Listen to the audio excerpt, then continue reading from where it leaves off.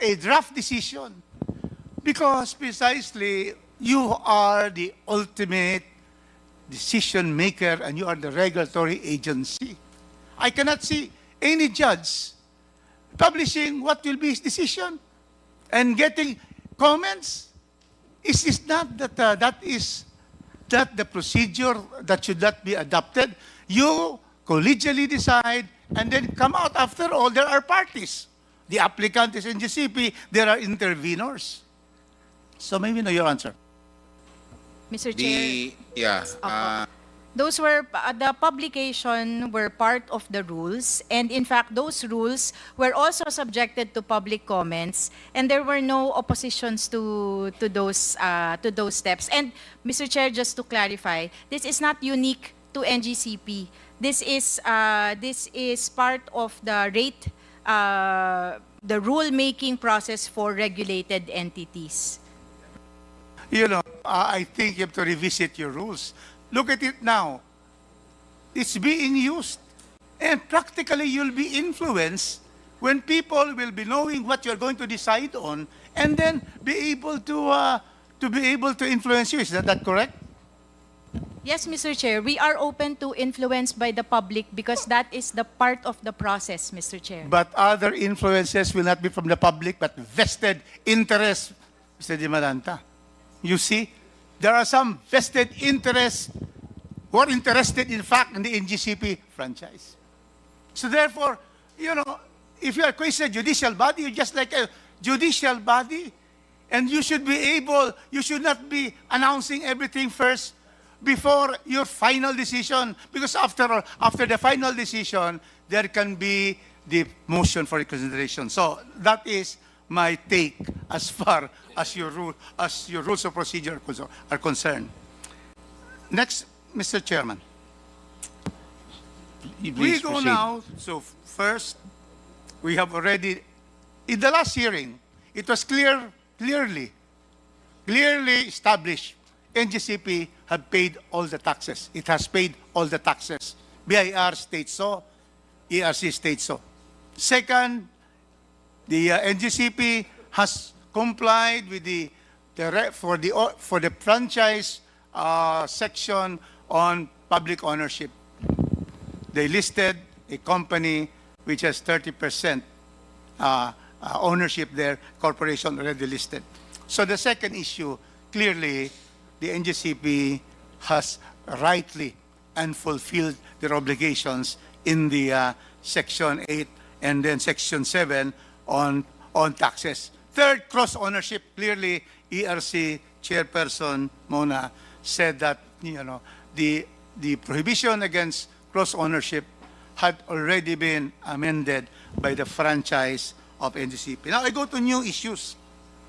Now, the next issue is, already in the last hearing, the SEC has already come out with an opinion that chairmen who are foreigners, like in this case, a Chinese is a chairman, has no violation of the constitutional provision under Article 15 that it says there that executive and managerial positions are reserved to Filipinos. Clearly, the chairmanship is not a violation if you have a Chinese or any other foreign individual.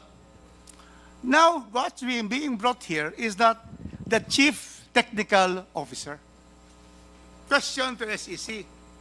Are technical officers executive or managerial positions violating the Constitution of the Republic of the Philippines?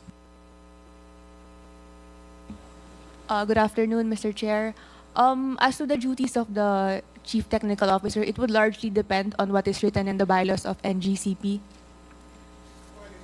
NGCP, did you not examine that and then you had a big decision and you have certified that there's no violation?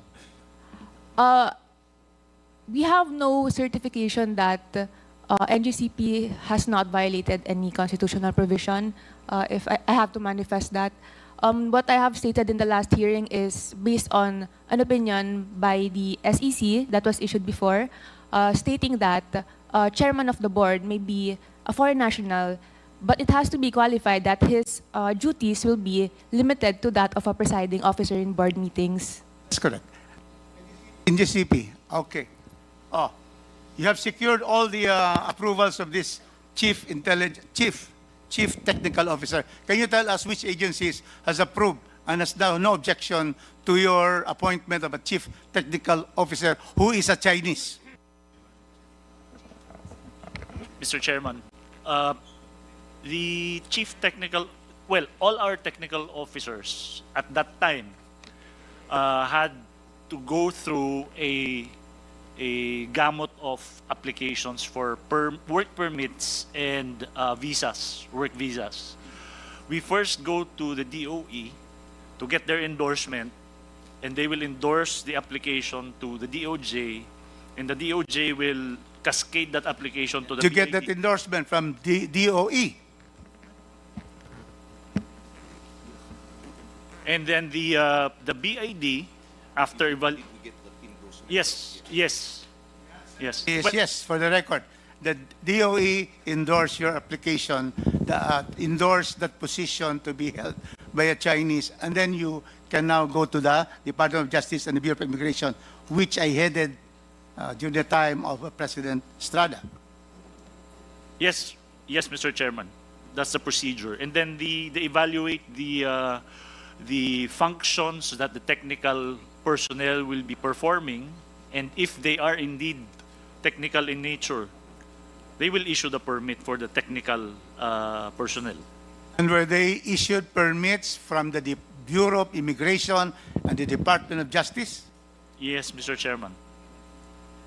Therefore, nobody has questioned these decisions of the agencies that are really looking into whether a position holder violates the Constitution or not. There was no adverse decision of all the agencies of the government.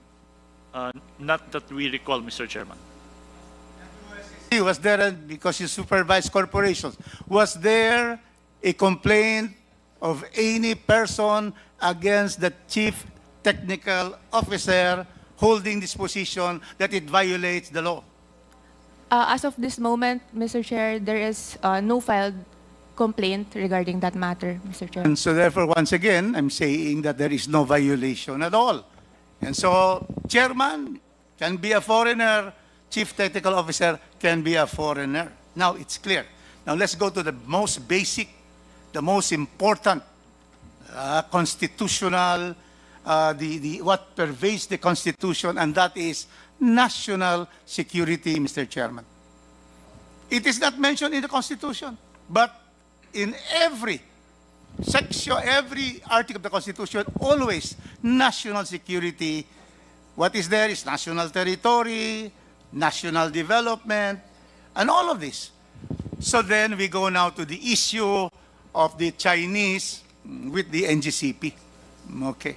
So now, you stated, Attorney Sagayo, that indeed you have a memorandum of agreement between you and NICA, correct? And NICA, Mr. Chairman, is the primary intelligence gathering and analysis of arm of the Philippine government, carrying out three functions: overt, covert, clandestine intelligence operations. So we have to find out on this issue of national security, which is brought about during the last hearing and then now, that the Chinese are there, and therefore there is this is a question of national security because the Chinese interferes with the NGCP, interferes in its operations, its decision making.